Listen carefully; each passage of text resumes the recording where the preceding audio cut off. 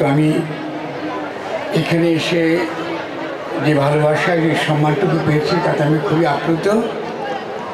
আর আমাদের ছোট ছোট ভাই বোনদের দেখছি তারা ধৈর্য ধারণ করে বসে আছে।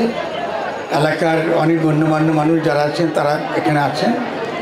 আমাদের নবম যে সংগঠন তারা একটা অসাধারণ অনুষ্ঠান করছে, বইমেলা এবং একটা উৎসবের একটা আমেজও আছে এর মধ্যে, এবং সব মিলিয়ে আমরা একটা খুবই চমৎকার পরিবেশের মধ্যে আছি এবং অনেক গুরুত্বপূর্ণ কথা আমরা শুনেছি।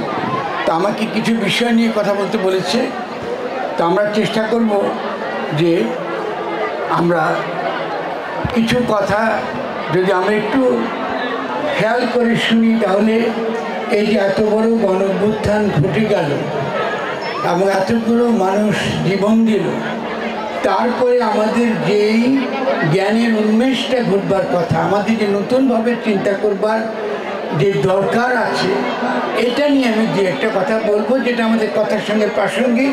সময় তো খুব বেশি নেই, আমরা তো কথা শুনতে অত ধৈর্য নেই আমাদের অনেকের, কিন্তু আশা করি আপনারা আমার যে একটা কথা একটু মনোযোগ দিয়ে শুনবেন। প্রথমে আমি একটা প্রশ্ন দিয়ে শুরু করব, আমরা কি আসলে আজকে নববর্ষ পালন করছি? এটা কি আসলে বাঙালির উৎসব? নববর্ষ কি বাঙালির উৎসব?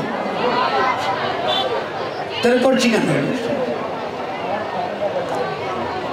আর যদি নববর্ষ করতে চাই তার সঙ্গে আর কি উৎসব যুক্ত করলে এটা কৃষকের, গ্রামের মানুষের। এই গ্রামের নাম কি? গোবিন্দপুর, ঠিক আছে না? গোবিন্দকে কারা কারা জানি? হাত তোলেন। গোবিন্দ জানি কে সে? জানি? জানি না। তা আমার গ্রামের সঙ্গে যে নামটি আছে, একসময় নিঃসন্দেহে এখানে হয়তোবা বৈষ্ণবরা ছিলেন, পরে তারা রাধা গোবিন্দ তাকে বলতেন, তাকে কেন্দ্র করে নিশ্চয়ই কিছু একটা সংস্কৃতি ছিল এলাকাতে। এটা অত্যন্ত সমৃদ্ধশালী গ্রাম ছিল। আমি নদী থেকে বুঝতে পারছি, নদীর পাশে উর্বরতা থেকে বুঝতে পারছি। খরার সময় যাচ্ছে, তারপরেও গাছপালার মধ্যে যে সবুজ দেখছি এটা বুঝতে পারছি।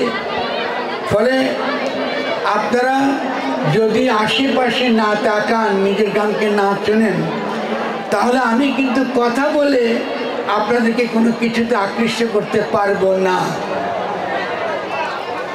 কারণ আমরা আবার আমার কথা শুনতে হলে কিন্তু কথা থামাতে হবে।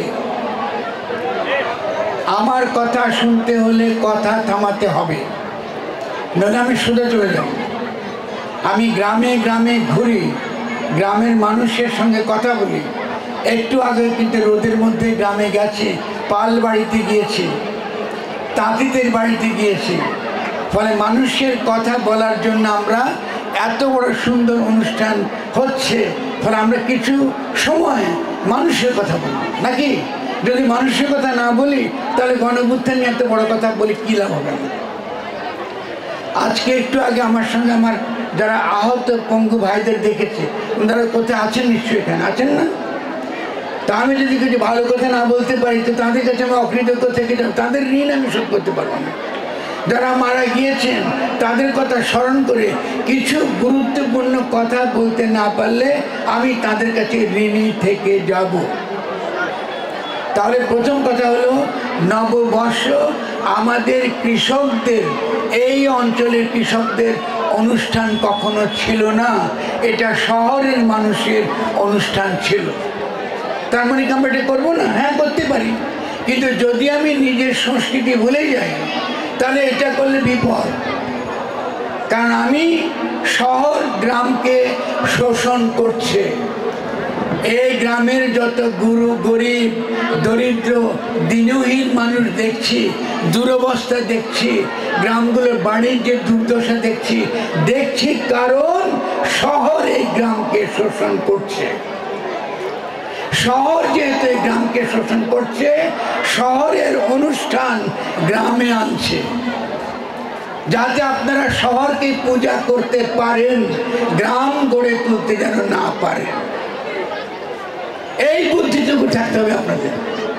নইলে সারা জীবন লুটেরা এবং মাফিয়া শ্রেণী আপনাদেরকে লুট করতে থাকবে, আপনাদের সম্পদ লুণ্ঠন করবে, আইনের নামে, সংবিধানের নামে তারা লুট করবে ক্রমাগত।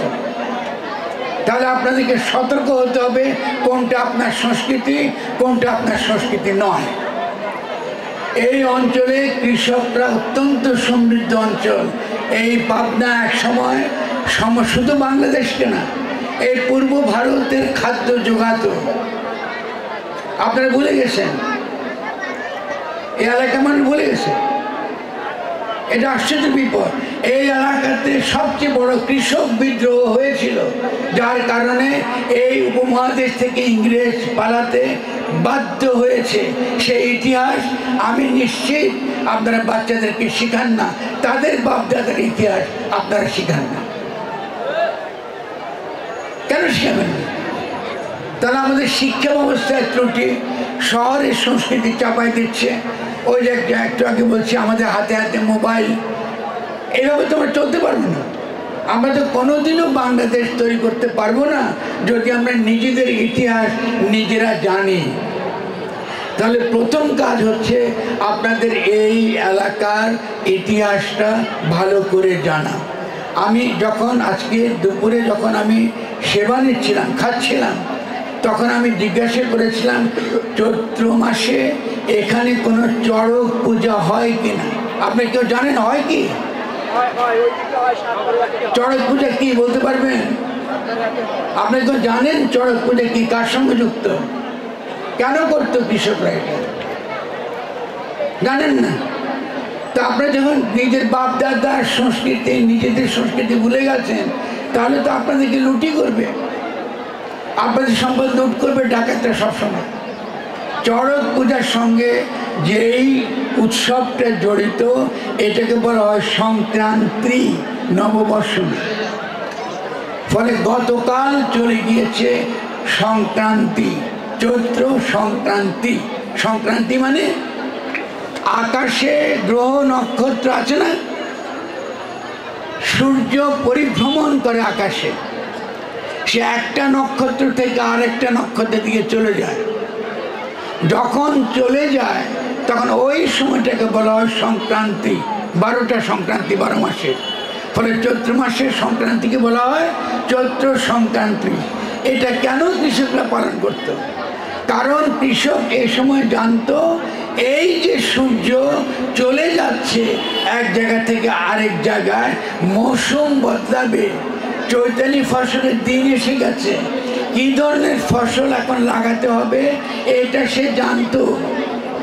তার জন্য সে প্রস্তুতি নিত, ঘর দোর সে মুছত, তার গরু ছাগলকে সে গোসল করাতো, গ্রামে উৎসব হতো, লোকজন বাড়িতে বাড়িতে যেত, পায়েস খেত।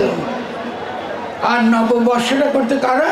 যারা ব্যবসায়ী, তারা একটা নতুন খাতা খুলে রাখতো যে গত বছর যারা দেনায় জিনিসপত্র নিয়েছে তারা সে টাকা শোধ দেবে বছর শেষে।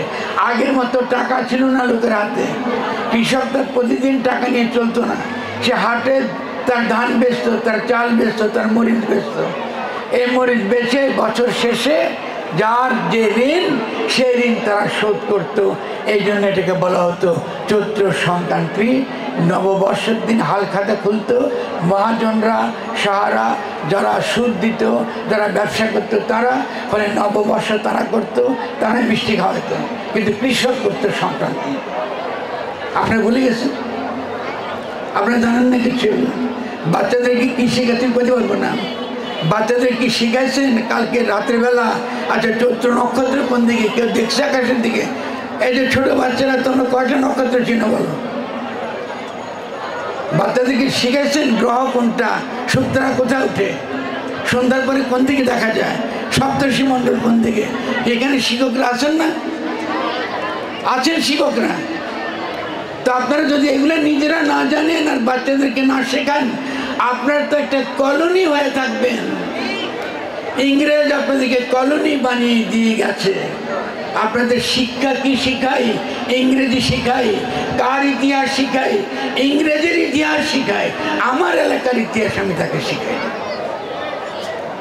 আমার এলাকা নিয়ে গর্ব করবার কোনো কিছু আমি এখানে করি না। আমার পূর্বপুরুষের গৌরব গাথা আমি আমার গ্রামে করি না। আর ওর তো চিনি, ওর ফোলা, ওর ছেলে, ওর দাদা, ও আমার কি ইম্পোর্ট, আমার তো দেখতে কালা নাকি? ফলে আমার বুঝি কোনো ইতিহাস নাই। ইতিহাস আছে সাদা চামড়া সাহেবদের। এই জন্য সাহেব আসলে সব পোলাপায় সাহেবেই দিত না, ঠিক নয়।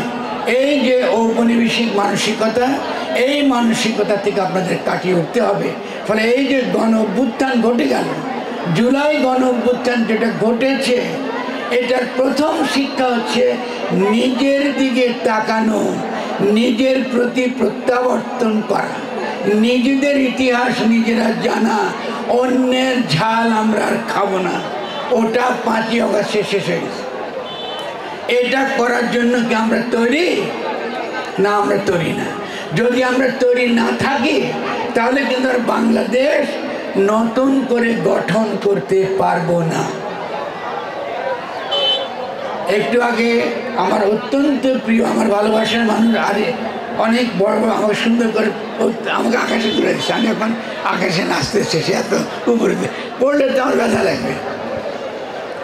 কিন্তু খেয়াল করে মনে রাখতে হবে, সংবিধান শব্দটাও কিন্তু যারা আমাদেরকে শোষণ করতে চায়, শাসন করতে চায়, তারাই শব্দ বানাইছে। সংবিধান মানে আইন, রাষ্ট্র মানে আইন, রাষ্ট্র মানে পুলিশ। আমার ছোট ইউনো, আমার ভাই, ছোট ভাই বসে আছেন, ইউনো মহোদয়। তাহলে রাষ্ট্র মানে ইউনো মহোদয়, রাষ্ট্র মানে কিন্তু জনগণ না। খেয়াল করছেন? তাহলে সংবিধান যখনই করি আমি রাষ্ট্রের দাস হয়ে যাই। আর যদি আমি জনগণের সত্যিকারের ক্ষমতাবান হতে চায়, তাহলে প্রথমত যেটা শিখতে হবে, সংবিধান শব্দ খারাপ শব্দ। ইংরেজের আমলেও তারা কনস্টিটিউশন বা অ্যাক্ট, আইন, এইভাবে আমাদেরকে সংবিধান শিখেছে। কনস্টিটিউট যদি আমি আক্ষরিক অনুবাদ করি, তবুও এটার নাম গঠন। কনস্টিটিউশন মানে গঠনতন্ত্র। কি করে আমরা সকলে মিলে আমাদের বাড়িটা বানাবো, এই যে একটা রাষ্ট্র, এই রাষ্ট্রটা কি করে বানাবো, এটাকে বলে কনস্টিটিউশন। এটা সংবিধান না। কেন সংবিধান না? এটা একজন উকিলকে ধরে নিয়ে বসে, তাই না, আপনি মুসাফিদা করবেন, এটা না। সংবিধান মানে এটা আমরা মানবো না, আমরা গঠনতন্ত্র চাই। তার মানে কি? এই যে আমি আপনাকে আজকে আলোচনা করছি, এইরকম অন্তর্বর্তীকালীন সরকারকে আপনাদের সামনে এসে জিজ্ঞাসা করতে হবে, আপনারা যে জীবন দিলেন, আপনারা যে আবু সাঈদ যে সে প্রাণ দিল, মুগ্ধ যে প্রাণ দিল, সে কি ধরনের বাংলাদেশ সে চেয়ে, তার কি অভিপ্রায় ছিল যার জন্য সে জীবন দিল? কেউ আসছে আপনাদের, কেউ জিজ্ঞাসা করছে যে ভাই এত বড় মানববন্ধন করছো, কি বাংলাদেশ চাও বলো তো দেখি? তারা বাংলাদেশ আপনার কাছে বলেন নাই, তারা শহরের কিছু শিক্ষিত লোককে দিয়া কমিশন বানায় দিচ্ছে। তারা বসে বসে ওই আগের মতন ইংরেজ যেমন করে করতো, ইংরেজের মতন বসে বসে এখন তারা সংবিধান সংস্কার করছে। এটা ওই পুরনো ঔপনিবেশিক নিয়ম চলতেছে।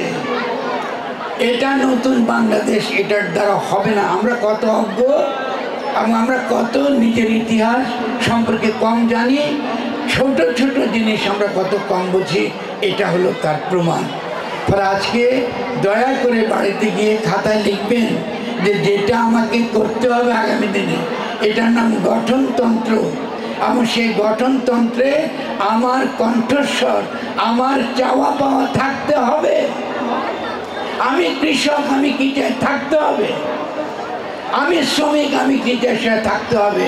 ওই বাচ্চা মেয়েরা ওরা কি চায় এটাও থাকতে হবে। এটাকে বলা হয় অভিপ্রায়। এটাকে বলা হয় অভিপ্রায়। যারা গঠনতন্ত্র প্রণয়ন করেন তারা সুন্দর একটা নাম দিয়েছেন, কঠিন কিন্তু কত কঠিন না। অভিপ্রায় মানে ইচ্ছা, আমি কেমন ধরনের দেশ চাই, সেই দেশটা কীরকম হবে, তার রূপ কেমন হবে, এটা হলো তার অভিপ্রায়। এই অভিপ্রায়কে ধারণ করে গঠনতন্ত্র। তখন আমাদের ইউনু মহোদয় তিনিও আমার অভিপ্রায় বাস্তবায়ন করবার তিনি একজন কি উপায় মাত্র, তিনি কর্তা নন।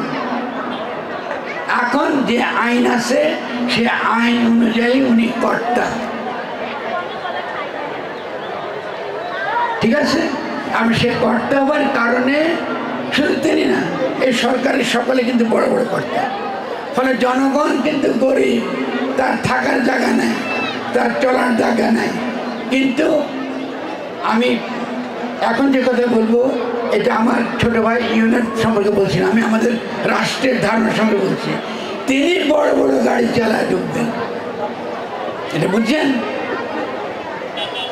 তিনি কিন্তু আমার অভিপ্রায় বাস্তবায়ন করবার উপায়, তিনি থাকবেন সবচেয়ে নিরীহ, সবচেয়ে আমার মতন 10 জনের মধ্যে থাকবে কিন্তু ক্ষমতাবান, কিন্তু তিনি আসবেন সবচেয়ে বড় গাড়িতে, তার সঙ্গে 20টা 30টা পুলিশ থাকবে।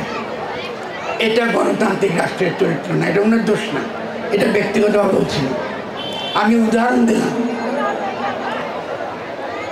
এই যে ব্যাপারটা যতক্ষণ আপনারা না বুঝবেন এবং আপনার যারা প্রশাসনে যারা আছেন, ক্ষমতা যারা আছেন, তারা যদি আপনার লোক না হয়, আপনার এলাকায় যে একটু আগে এক ভাই বলছেন যে পুকুরটা নোংরা হয়ে আছে, ময়লা হয়ে আছে, পরিবেশ নষ্ট, এই নানা রকম হয়তো অনেক রকম ক্ষতিকর কাজ হচ্ছে, সেই কাজটা তিনি তার শক্ত হাতে দমন করা, আপনাদেরকে রক্ষা করবার ক্ষমতা যদি তার কাছে না থাকে, তাহলে তিনি আপনাদের কোনো উপকার করতে পারবেন না। এবং আমি নিশ্চিত বলতে পারি আপনাদের মধ্যে অনেকে তাকে মানেন এবং অধিকাংশ তাকে মানেন না, পারলে তাকে ষড়যন্ত্র করবেন, তাড়া দেবেন। তিনি আপনাদের কাছে বড় লোকদের কাছে এলাকার ব্যবসায়ের একজন প্রতিনিধি। উনি বললেন ব্যবসায়, উনি বলে টাকা কামানো যায়, কোনখান থেকে বালু উত্তোলন করা যাবে, কোনখান থেকে সরকারি টাকা কামানো যাবে, এগুলো করে বেড়াবে। কিন্তু তাকে যদি আপনাদের মানুষ বানাতে চান, তাহলে আপনাদের গঠনতন্ত্র বুঝতে হবে। এই সরকারকে বলতে হবে আমি এমন একটা রাষ্ট্র চাই যে রাষ্ট্রে আমার এলাকার সমাধান করবে। আমাদের এই যে ইউনিয়নের মধ্যে একজন তরুণ, একজন সুপুরুষ, শুধু তাই নয়, একজন মানুষ যার দয়ায় পরিপূর্ণ, যিনি জনগণের বন্ধু, জনগণের মিত্র, আমাদের সন্তান, আমাদের দিকে তিনি তাকাবেন, আমাদের সঙ্গে তিনি থাকবেন, আমরা তাকে মাথা তুলে রাখবো, আমাদের ভালোবাসার মানুষ। জনগণের সঙ্গে প্রশাসনের কোন রকম বিরোধ, কোন রকম দ্বন্দ্ব থাকবে। যখনই দ্বন্দ্ব তৈরি হবে তখনই প্রশাসন এবং জনগণ একত্রে দাঁড়িয়ে যাবে। কোন রকম গুন্ডামি, কোন রকম দখলদারি, কোন রকম শয়তানি, কোন রকম বদমাশি চলবে না। কিন্তু দেখবেন এই আমাদের এই তরুণ সাহেব যদি কোনো বিপদে পড়েন, এখানকার এলাকার প্রভাবশালী কারো, আপনারা তার পক্ষে গিয়ে দাঁড়াবেন। এটার মেলা অভিজ্ঞতা আমার আছে, আমি জানি। অনেক আমারই ছাত্র, অনেকের ইতিমধ্যে মেলা কাহিনী জানি। সরকারের কাছে রিপোর্ট লেখে উনি আওয়ামী লীগ ছিল, বলে সরাই দেন। এর আগে তো সকলে আওয়ামী লীগ ছিল। আপনি দেখবেন তার ক্ষমতা কি, তার দক্ষতা কি, তিনি কতটুকু আপনাদের কাছে মানবেন। তাহলে এটাকে বলে এই যে ধরনের প্রশাসন গড়ে তুললে এটা জনগণের গঠনতন্ত্র হয়। জনগণের নিজেদের আইন তারা নিজেরা তৈরি করে এবং নিজেরা পালন করে। আমি আবারও বলি, যেটার দ্বারা জনগণ নিজেদের আইন, নিজেদের বিধান তারা নিজেরা তৈরি করে, নিজেরা পালন করে। কি করে পালন করা হবে তার প্রতিষ্ঠানগুলোকে গড়ে তোলে, এটাকে বলে গণতন্ত্র। বুঝছেন? আর আপনাদেরকে গণতন্ত্র বলতে কি বুঝাচ্ছে? বুঝাচ্ছে গণতন্ত্র মানে ভোট, গণতন্ত্র মানে নির্বাচন। গণতন্ত্র মানে নির্বাচন না, গণতন্ত্রের মেলা মানে আছে। 1 নম্বর মানে গণতন্ত্র মানে রাষ্ট্র। তাহলে গণ অভ্যুত্থানের পরে প্রথম কাজ হচ্ছে গণতান্ত্রিক রাষ্ট্র বানানো, গঠন করা, এটা হলো প্রথম কাজ। কিন্তু এই গণ অভ্যুত্থানের পরে জনগণকে গণতান্ত্রিক রাষ্ট্র বানাতে বা গঠন করতে দেওয়া হয় নাই। এই পুরো গণ অভ্যুত্থানকে নস্যাৎ করে দিয়ে এটাকে ঢুকানো হয়েছে শেখ হাসিনার ফ্যাসিস্ট আইনের, ফ্যাসিস্ট সংবিধানের অধীনে আপনাদেরকে বঞ্চিত রাখবার জন্য। আপনারা যেন আরও 50 বছর গরিব থাকেন, আপনাদের জন্য সন্তানদের কোনো ভবিষ্যৎ না থাকে, কিন্তু আপনার কোনো খবর নেই, আপনি জানতে পারেন, কোথাও পারেন না। কি করে আপনাকে আপনার অধিকার এতগুলো মানুষ মারা যাবার পরে হরণ করে নেওয়া হয়েছে, আপনাকে বলা হয়। ঠিক আছে, তাহলে এগুলো বুঝতে হবে আপনাদেরকে। এটা কেউ এসে আপনাদেরকে করে দেবে না। শেখ হাসিনাকে যারা উৎখাত করেছে সেই ভাইদেরকে দেখেছি একটু আগে, সমন্বয় আমার ছোটো ছোটো ভাইরা জীবন বুলেটের সামনে দাঁড়িয়ে এই কাজটা করেছে। কয়দিন পরে আপনারা তাদেরকে কেউ চিনবেন না, এটা আমি জানি, ইতিহাস নিষ্ঠুর। এখন যে ছাত্ররা ছিল এখন পত্র পত্রিকা খালি তাদের বিরুদ্ধে লিখতেছে, এটা ওর কাছে টাকা নিয়েছে, এত টাকা নিয়েছে, এটা খালি দখলবাজ করতেছে না ছাত্রদের বিরুদ্ধে। সারাক্ষণ ছাত্ররা খায়। কেন এটা করতেছে? কারণ তারা ছাত্রদেরকে যদি ছোট করতে পারে, তাহলে যারা আপনাদের কাছে এই যে গণ অভ্যুত্থান হওয়ার পরে শেখ হাসিনার সংবিধানের অধীনে ঢুকাই দিয়েছে এই রাষ্ট্রটাকে, তারা এটা চালাইতে পারে, তারা আবার ক্ষমতায় থাকতে পারে। আপনারা যেন বুঝতে না পারেন যে সব আগে মতন আছে, কিছুই বলতে নেই, খালি শেখ হাসিনা নেই, এ নাইটা হবে না। এই যে ব্যাপারটা আপনাদেরকে বুঝতে হবে, নিজের জ্ঞান চক্ষু দ্বারা, নিজের বুদ্ধির দ্বারা বুঝতে হবে। ফলে আপনি যদি নতুন বাংলাদেশ গঠন করতে চান, তাহলে আপনাকে কি করতে হবে? খালি যে এই সংবিধান করতে হবে তা না। আপনার নদী ব্যবস্থাপনা, আপনার এখানে বেদখল হয়ে যাওয়া যে সকল হাওর বাওর নদী জমি, এটা প্রথমে উদ্ধার করতে হবে। এটা গরিবের হক, এটা যে মানুষটা গরিব এটা তার হক। এটা হলো এই যে গণতান্ত্রিক যে রাষ্ট্র চিন্তা করি আমরা, সেই রাষ্ট্রে গরিবের হক আগে, তার হক কখনো আমরা হরণ করতে পারি না, এটা মনে রাখবেন। প্রথম করে আমরা ওগুলো নিয়ে আলোচনা করি না। কীরকম হক আছে? গাছপালার হক। আমরা একটু আগে বলছি জীববৈচিত্র্য, একবার বলছেন জীববৈচিত্র্য, আমাদের জীববৈচিত্র্য রক্ষা করতে হবে, প্রাণ রক্ষা করতে হবে, প্রকৃতি রক্ষা করতে হবে। খুব সুন্দর। প্রাণ এবং প্রকৃতি রক্ষা করা গঠনতন্ত্রের প্রথম একটা দায়। কারণ প্রাণ এবং প্রকৃতি এবং প্রাণ বৈচিত্র্য রক্ষা করলে গরিব মানুষ বাঁচে। এটার মানে কি? যদি পানিতে আপনি বিষ না দেন, পানিতে আপনি বিষ না দেন, এটা সুপেয় পানি সারা দুনিয়াতে বাংলাদেশ সুপেয় পানিতে সবচেয়ে বেশি সমৃদ্ধ। এই মিষ্টি পানির দাম মদের চেয়ে বেশি, এই মিষ্টি পানির দাম দুধের চেয়ে বেশি,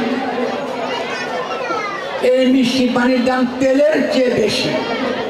কিন্তু আপনাদের এই সম্পদ বিষ দিয়ে বিষাক্ত করা হচ্ছে এই কারণে, যেহেতু আপনারা মরেন অসুখে বিসুখে ডাক্তারের কাছে গিয়ে।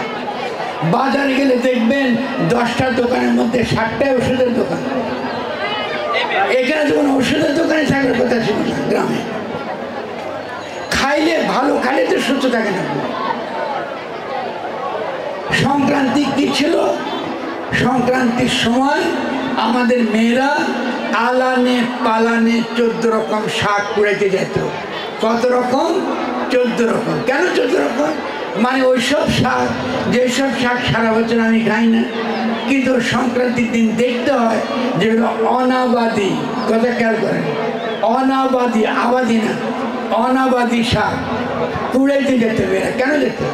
কারণ তারা দেখতো এই যে সারা বছর আমি চাষাবাদ করলাম, এটা আমি কি ঠিক মতো করলাম না ভুলভাবে করলাম। যদি আমি 14 রকম শাক কুড়াইতে না পারি, তার মানে বোঝা গেল আমার কৃষি ব্যবস্থার ক্ষতি হয়ে গেছে। সে তখন তার কৃষি ব্যবস্থাকে সে আবার নতুন করে সে ঠিক করত। এই দেখেন, ইতিমধ্যেই আমি প্রাণ বৈচিত্র্যের কথা বলে ফেললাম। এই প্রাণ বৈচিত্র্যের সঙ্গে কিসের সম্পর্ক? নববর্ষের সম্পর্ক নাই। এই প্রাণ বৈচিত্র্যের সঙ্গে সম্পর্ক কিসের?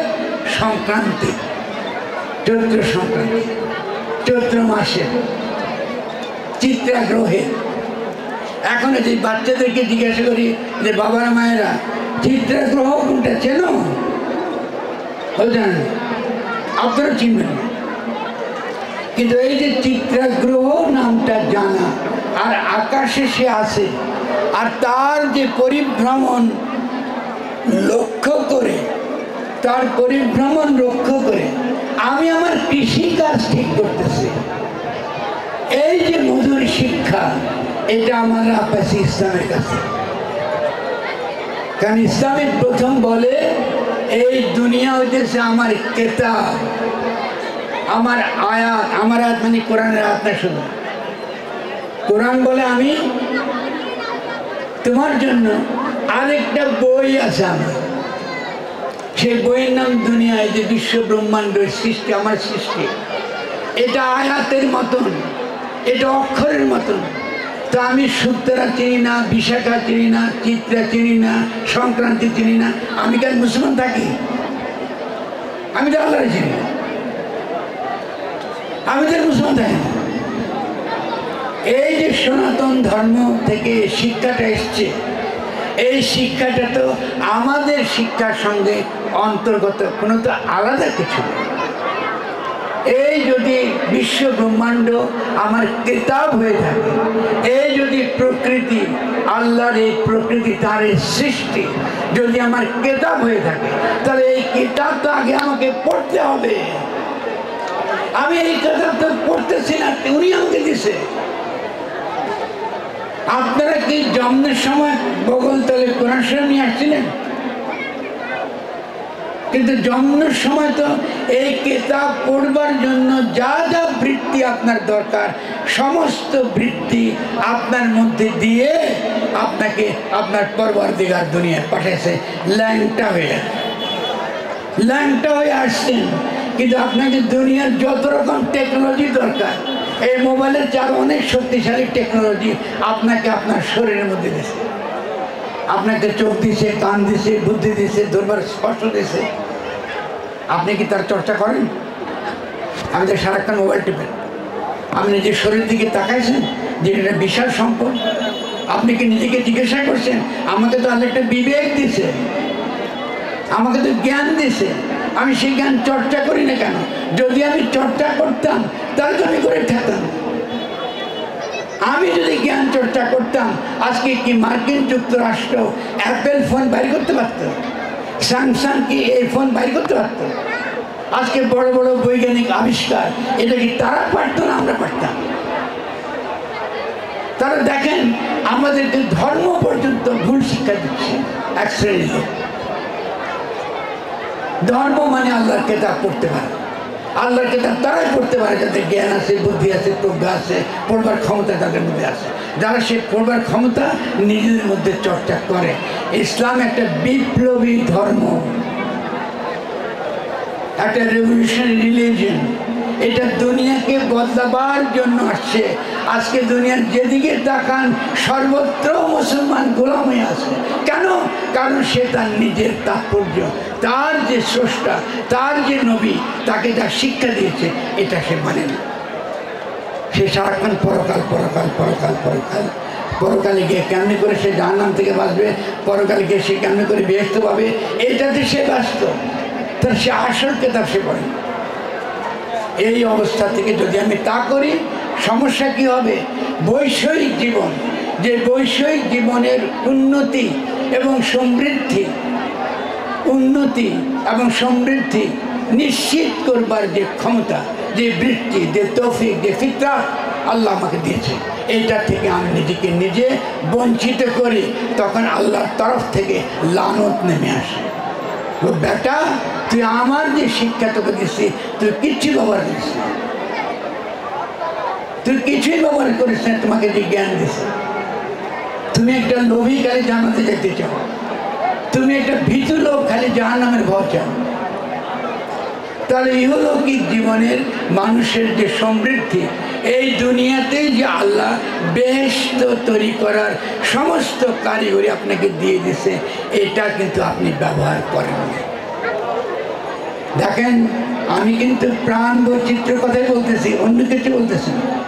তার সঙ্গে ধর্মের যোগ, দিনের যোগ কোথায়, এটা আপনাদেরকে ধরিয়ে দিচ্ছি। শুধুমাত্র দিনের সঙ্গে প্রকৃতি, পরিবেশ এবং প্রাণ বৈচিত্র্যের কোনো বিরোধ নেই। প্রকৃতি, পরিবেশ এবং প্রাণ বৈচিত্র্য যখন ধ্বংস হয়, বোঝা গেল আমি এই ইসলাম যেটা করি ওটা সে দিন ইসলাম না, আমার নবীর উম্মত আমি আর নাই। আমি জেনে বা না জেনে সেই পথ থেকে সরে গেছি। তাহলে আমি এই আজকে নববর্ষ দেখলাম, আমি দুঃখ পাইছি এখানে চৈত্র সংক্রান্তি নাই। কিন্তু এই সরকার খেয়াল করেন, এবারকার উৎসব কত সুন্দরভাবে করেছে। সে 2 দিনে একদিকে বৈশাখী, মানে যেহেতু যারা প্রকৃতির সঙ্গে আমাদের চেয়ে সংলগ্ন, তারা পাহাড়ের মরং, চাকমা, তৈচঙ্গা এদেরকে শহরে নিয়ে আসছে, কারণ ওরা চৈত্র সংক্রান্তি করে। সাঁওতাল, মণিপুর সব আসছে ঢাকা শহরে।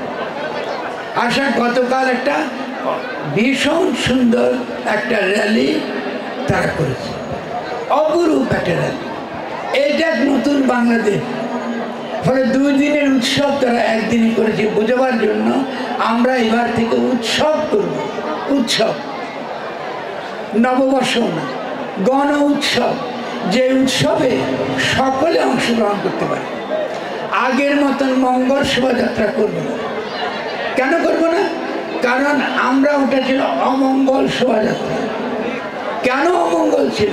কারণ তারা চাইছে বাঙালিত্বের নামে আর সবাইকে বাদ দিতে। আমরা টুপি পরা, লুঙ্গি পরা ওখানে যেতে পারবো না।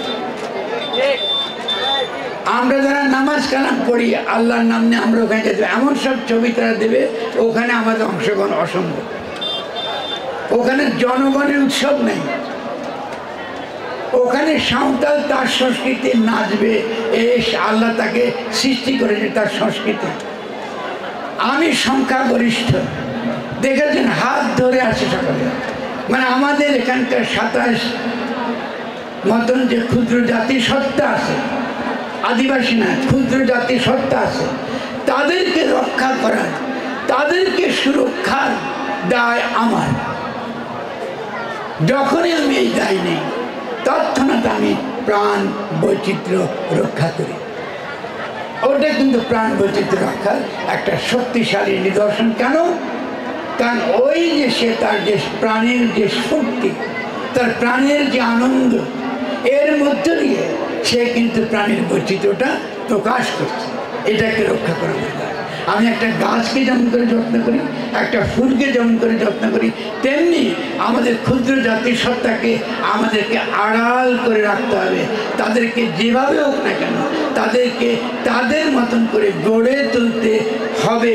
এবং সেই বৃহত্তর সংস্কৃতির মধ্যে সে যখন বড় হবে, সে একদিন বুঝবে ইসলাম কত বড় মহিমান্বিত ধর্ম। যে ধর্মের মধ্যে সে বড় হয়েছে, তার প্রতি আমার যে দিনের দাওয়াত, এটা তাকে রক্ষার মধ্য দিয়ে আমি সেই দিনের দাওয়াতটা তাকে পৌঁছে দিই। কি সুন্দর জিনিস! আমরা এবার এই অন্তর্বর্তীকালীন সরকার এই দিনের দাওয়াত সমস্ত ক্ষুদ্র জাতিসত্তার কাছে পৌঁছে দিয়েছে। আমি তাদেরকে অভিনন্দন জানাই। এটা একটা দুর্দান্ত কাজ হয়েছে। এবং আমরাও এরপর যখন এখানে আসবো, আমি দেখবো এখানে মেলা বসেছে, গাছের মেলা, ফুলের মেলা। বাচ্চারা ফুলের মেলা গলায় দিয়ে হাঁটতেছে, মাথায় তারা ফুল মারতেছে, ছেলেরাও সুন্দর হাঁটতেছে, সুন্দর সুন্দর পাঞ্জাবি পরা। সে পাঞ্জাবির কাপড় এই এলাকার তাঁতিরা তৈরি করছে, যাতে আমাদের তাঁতির প্রতি আমাদের দায় থাকে। আমরা বাসনে ভাত খাবো অন্তত বছরে একবার, যাতে আমার কুমারটা বাঁচে, যাতে আমার কুমারটা থাকতে পারে গ্রামে। ওর জন্য কখনো বলতে না আমি এখানে থাকবো না, এখানে আর আমার খাওয়ার চলবার কোনো উপায় নেই। এটাকে বলে প্রাণ বৈচিত্র্য। এটা হলো সংক্রান্তি। সংক্রান্তিতে এটাই করার নিয়ম, ঠিক আছে? দেখছেন কত সুন্দরভাবে আমরা সমাজকে কি করতে পারি, সমাজকে গঠন করতে পারি। এই সমাজকে গঠন করবার যে নিয়ম পাতলাম, এটাকে বলে গঠনতন্ত্র। সেই গঠনতন্ত্র কিসের ভিত্তিতে হয়? গণ অভ্যুত্থান বলে এটা হয় গণ সার্বভৌমত্বের ভিত্তিতে। এটা আরিফ আমার চেয়ে ভালো বলবে, এটাকে বলে পিপলস সভারেন্টি। জনগণই সর্বোচ্চ ক্ষমতা সম্পন্ন। জনগণের ঊর্ধ্বে কোনো আইন নেই, জনগণের ঊর্ধ্বে কোনো ক্ষমতা নেই, পৃথিবীতে কোনো ক্ষমতা নেই এটা জনগণের ঊর্ধ্বে। কারণ ইসলামও বলে আমরা এই জনগণ সমষ্টি তৌহিদের মধ্য দিয়ে, কথাটা খুব মনোযোগ দিয়ে শুনবেন, ইসলাম স্বীকার করে তৌহিদের মধ্য দিয়ে, ঐক্যের মধ্য দিয়ে জনগণের যে সামষ্টিক চেতনা, যেটাকে আমরা বলি তৌহিদি চেতনা, এই তৌহিদি চেতনারই আরেক নাম হলো গণ সার্বভৌমত্ব।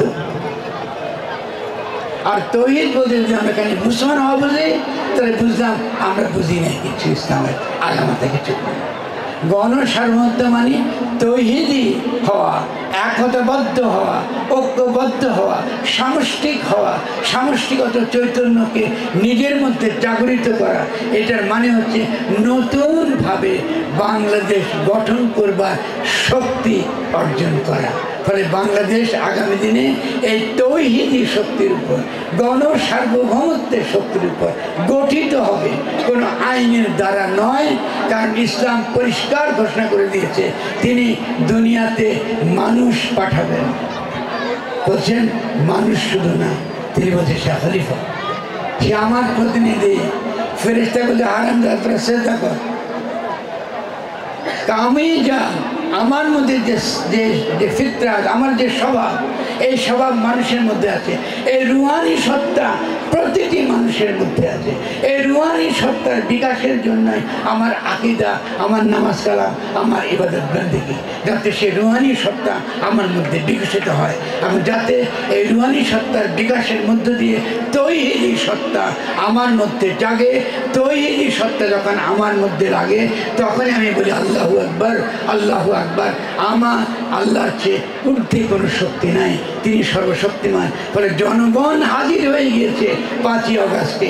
এই জনগণের সামনে পৃথিবীতে কোনো আইন আর নাই।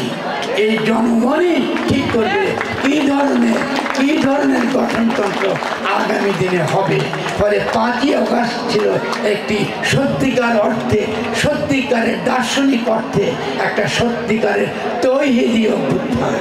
সমষ্টিগতভাবে আমরা এই প্রথম একটা লড়াই করে দেখেছি তৌহিদ কাকে বলে।